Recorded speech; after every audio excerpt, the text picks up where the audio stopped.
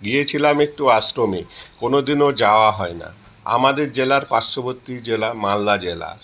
মালদা জেলার নালাগোলার পার্শ্ববর্তী অঞ্চল একটি আশ্রমে গিয়েছিলাম। এই সমস্ত জায়গায় যাওয়াই হয় না, তাই একটু ভিডিওটাও করলাম। ভালোই লাগছিল, মনোরম পরিবেশ, খুব শান্ত পরিবেশ জায়গাটা। দেখাচ্ছি বন্ধু তোমাদেরকে। তারপর তো মালদা জেলার জানোই বিখ্যাত আম, প্রচুর আম ঝুলছে আশ্রমের মধ্যে।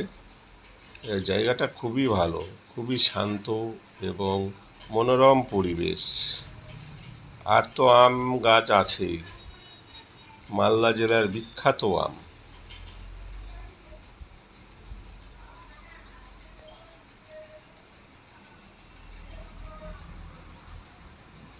তাই খুব একটা বেশি করিনি ভিডিওটা, একটু করে দেখাচ্ছি তোমাদেরকে।